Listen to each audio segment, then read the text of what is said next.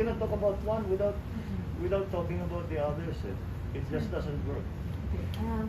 You're inheriting a military that is a lot less politicized now than in previous administrations. Because we've begun our program, there are more Black Hawks coming, and they're primarily for civil defense. In effect, you're inheriting a happy military.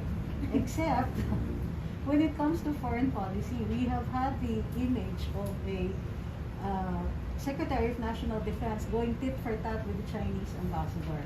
So, what are your plans so that we have a more, stable foreign policy, as well as how do we keep our military happy with regard to that particular instance? Well, I think if when you cannot avoid, when you talk about foreign policy for the Philippines, talking about China and the United States. Yes. And our place between those two superpowers, especially in the region.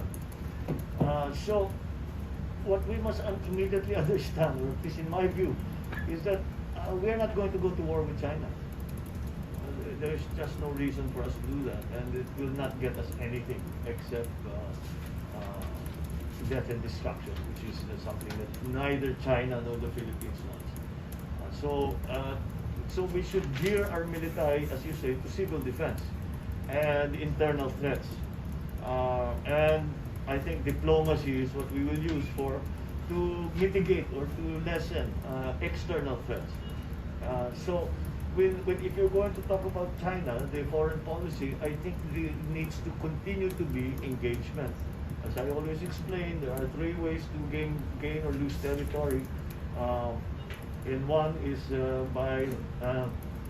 by decisions of the some arbitration that are agreed upon by the parties.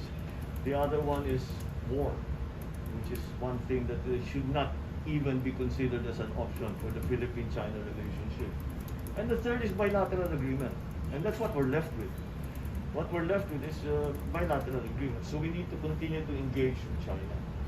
But we are doing this in the context now, geopolitical context of the maneuverings between China and the United States.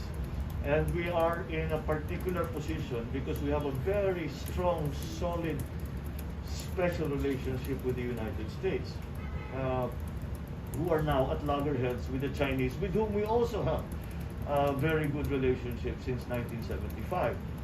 So that's the balance that the Philippines has to find. We are, in a sense, we are very lucky because our geographic position puts us in a very strategic area. But we are unlucky because now we are in the middle of this how do you say this struggle for dominance between China and the United States, at least in this region.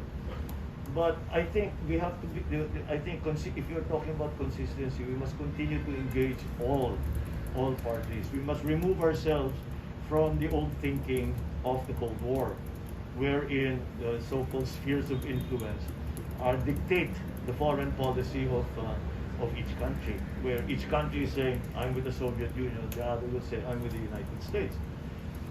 We now have to think in terms of the Philippines, and the interests of the United States and China should be secondary to the interests of the Philippines. And we must always remind ourselves, we do not work for Washington, D.C., we do not work for Beijing, we work for the Philippines. But again, it is not an easy, because we are in a it's a very, very thin line, very fine line that we have to walk to make sure that this balanced